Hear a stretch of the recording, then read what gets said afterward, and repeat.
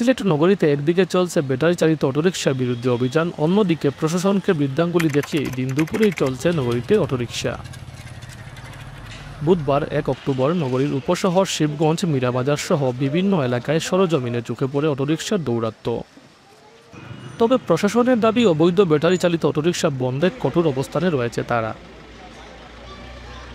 এদিকে নগরীতে অটোরিকশা নিয়ে মিশ্র প্রতিক্রিয়া দেখা গিয়েছে। বেশিরভাগ মানুষ অটোরিকশা বন্ধের পক্ষে থাকলেও কেউ কেউ বলছেন তাদের পরিবারের কথা চিন্তা করে শহরের বিভিন্ন অলিতে গলিতে চলাচলের সুযোগ দেওয়া যেতে পারে। তবে ব্যাটারি চালিত অটোরিকশা বন্ধ হওয়ায় সিএনজি চালক ও পেডেল রিক্সা চালকেরা বেজায় খুশিতে আত্মহারা হয়ে তারা শুরু করেছেন ভাড়া নৈরাজ্য। 20 টাকার রিক্সা ভাড়া এখন কেউ 30 থেকে 50 টাকা নেওয়ার অভিযোগ উঠেছে পেডেল রিক্সা চালকদের বিরুদ্ধে। আর কোন থেকে উঠলেও তারা 20 টাকা বা 30 টাকা চাইয়া বই রয়। এদিকে পিছিয়ে নেই সিএনজি চালিত অটোরিকশা চালকেরা, তারাও যাত্রীদের পকেট কাটছে নিত্যা মতো। ব্যাটারি চালিত অটোরিকশার বিরুদ্ধে অভিযান যেন তাদের জন্য আশীর্বাদ হয়ে উঠেছে। এ বিষয়ে সিলেট মেট্রোপলিটন পুলিশ কমিশনার বলেন, ভাড়া নৈরাজ্য নিয়ে পুলিশ কাজ করছে। খুব দ্রুত নগরীতে ভাড়ার তালিকা প্রকাশ করে টাঙানো হবে বিভিন্ন পয়েন্টে। আমি আপনাদের মাধ্যমে বলতে চাই যে এখানে যে কোনো ধরনের অনাচার এবং যে কোনো ধরনের নৈরাজ্য এগুলোর ব্যাপারে কিন্তু আমরা কাজ করব। আমাদের কথাই হচ্ছে যে জনগণের ভোগান্তি যেন না হয়, জনগণ যেন স্বস্তিতে ন্যায্যতার ভিত্তিতে কাজ করবেন, কোনো সমস্যা নেই, আমরা সহায়তা করব। কিন্তু অতিরিক্ত ভাড়া নিবেন, জনগণকে ভোগান্তির মধ্যে ফেলবেন, জনগণকে জিম্মি করে তাদের পকেট কাটবেন, এইটা এখানে হতে দেওয়া হবে না। অব্যাহত অভিযান শহরকে হকার ও যানজট মুক্ত করতে জেলা প্রশাসক সরওয়ার আলম ও metropolitan police commissioner Abdul Quddus Chowdhury, প্রশাসনের এই দুই কর্মকর্তা এখন সিলেটের আলোচনার কেন্দ্রবিন্দুতে। এই দুই কর্মকর্তার হাত ধরে বদলে যাচ্ছে সিলেট, এমনটাই দাবি সুশীল সমাজের। এবং যানজটও নাই, আমরা খুব আরামে চললাম। এগুলো লাগে আমরা পুলিশ প্রশাসনরে এবং ডিসি মহোদয়রে, আরিফুল হকরে সবরে আমরা ধন্যবাদ জানাই। জেলা প্রশাসক সরওয়ার আলম সিলেট আসছেন জেনে বেশ সাড়া ফেলেছিল গণমাধ্যমে।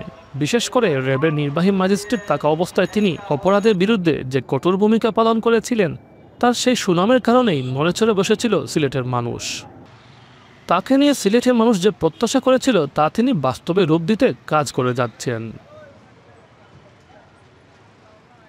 এদিকে অটোরিকশা চলাচল করতে দেখা গেলেও ধারাবাহিক অভিযানে আতঙ্কে রয়েছেন বলে জানান চালকেরা। প্রতিবন্ধীরাও ধরে না, তখন আমি এটা চালাই, আমার সংসার চালাই।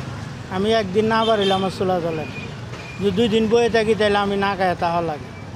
কারণ প্রতিবন্ধীরা আমি আর কিতা করতাম, মানুষের দ্বারা ভিক্ষা লয়ে গেলে একজনে দিব, 10 জনে দেয় না, তাই জন্যে বাধ্য হয়ে আমি এই গাড়ি চালাইতেছি। মানে বহুত কষ্টের মধ্যে আছে। আগে একটু ভালো আসলাম, কিন্তু এই অভিযানে কোনো ভাই যাইতে পারি না। আগে তো 200 টাকা লয়ে যাইতে পারছি, মানে 100 টাকা। পরিবারের ভরণ পোষণের দায়িত্ব কাঁধে নিয়ে অভিযানে মামলা ও রিক্সা হারানোর ভয় নিয়েও শহরের অলিতে গলিতে চলাচল করতে হচ্ছে বলে জানান তারা। ধারণা করা হচ্ছে সিলেট শহরে প্রায় 30,000 অটোরিকশা রয়েছে। শহরে অনেক এমন মানুষ আছেন যাদের এক একজনের 10 থেকে 15টি অটোরিকশা রয়েছে বলে জানা যায়।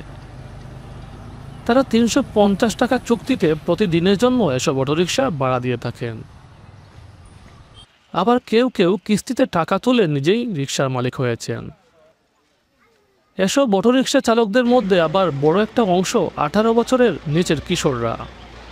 ভাই আমার কথা বুঝুন, অটো গাড়ি 18 উঠে অটো গাড়ি কিন্তু ড্রাইভার দিন না যান, শেষ কথা। 12 বছরের 10 বছরের বাচ্চারা দেলা গাড়ির মাঝে লাইনে চালাই দেয়, কারের মাঝে লাগাই দেয়, গাড়ির মাঝে লাগাই দেয়, উল্টায় ফালাই দেয়, সুলটায় ফালাই দেয়। এটা হলো 1 নম্বর করতে। আমরা কর্মকরণের সুযোগ সুবিধা দিতে মেইন শহরের ভিতরে আপনারা ঢোকার দেওয়া দিত না? না, মেইন শহরে যাওয়ার আমরা প্রয়োজন নেই, আমরা ভিতরে 2 মিনিট ফেলে হইতে কায়া হয়ে যাইতে এই যত। অন্যদিকে সাধারণ মানুষের মধ্যে কেউ বলছেন অটোরিকশা বন্ধ না করে তাদের সিলেট শহরের ভিতরে থাকা অলিতে গলিতে চালানোর সুযোগ দেওয়া যেতে পারে। পাশাপাশি তাদের লাইসেন্স ও ট্রেনিংয়ের ব্যবস্থা করার দাবি জানান তারা। 18 বছরের আগে যাতে অটোরিকশা চালক না হতে পারে সেই বিষয়টিও বিবেচনায় রাখতে বলছেন সাধারণ মানুষ। মারে মানুষ এটা লাগে কেউ দায়ী হয় না। আপনারা জানাও কথা যে এরারে বন্ধ করা হোক, কিন্তু বন্ধ করবা লাগে এরা মারা দরকার নাই, জেলও দেওয়ার দরকার নাই, আস্তে আস্তেও বন্ধ করাও, এরাও তো জীবিকা নির্বাহ করিয়া খাইতো, বুঝছো না নি? কিন্তু এটা ঠিক নাই, টাউন বন্দরও কোনো অবস্থায় ওইটা প্রযোজ্য নাই। তবে শহরের বড় একটা অংশের মানুষ অটোরিকশার বিরুদ্ধে অবস্থান নিয়েছেন। তাদের দাবি শহর থেকে অটোরিকশা বন্ধ করে শহর যানজটমুক্ত করা হোক। সৈয়দ রাসেল আহমদ, আমার টিভি।